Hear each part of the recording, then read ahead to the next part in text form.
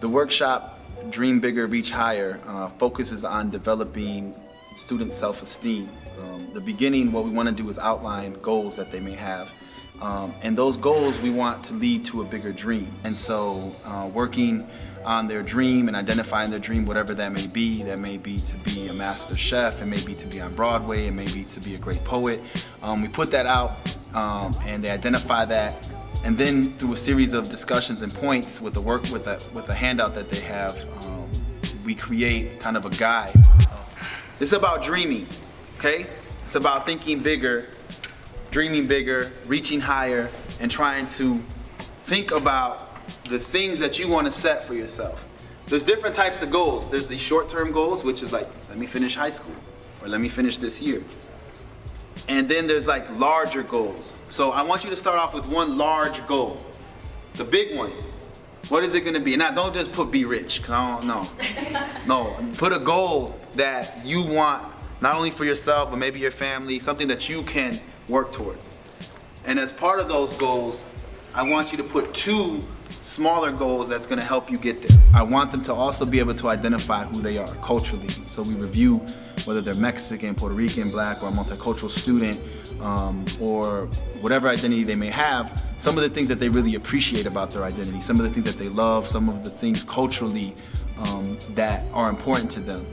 Another great point with the workshop is that I have students list problems in their community, and this could be problems from lack of education in their community, to teen pregnancy, to violence, to drug and alcohol abuse, to any of the other social problems that may exist in their neighborhoods, in their schools, in their city. So, lack of education, what would you do to address some of these issues in education?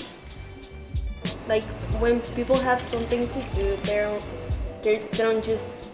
not just there at home, you know, and like when a kid has something to do, obviously they're not gonna be thinking about joining again.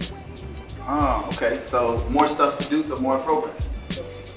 Quality of education. If we have more teachers like challenging their students to think outside the box, not just like, you know, making them do like, you know, the usual stuff.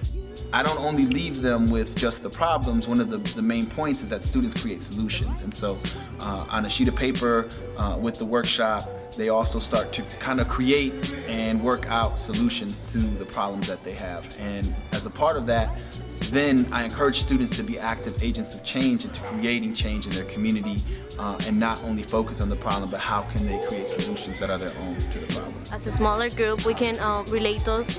We can go out into the community and actually do something about it, because the problem is like nobody wants to do things. They just think about it, but they're not willing to actually do what it takes to. One thing that I really liked about Michael Reyes is that he talked about violence and teen pregnancy, which are things that affect our lives like every day, and that affect if we come to school or not.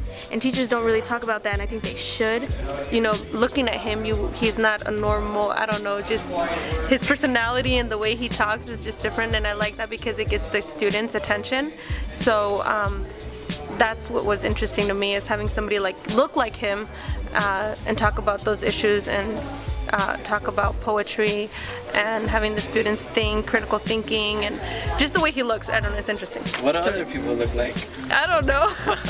Their ties and their suits. He has his cool hair, he has personality. Yeah, so. Actually, like the other people I've seen talk, they're like almost 40 years older, you know, but he's young and he's like really fresh with his stuff. The righteous way to go.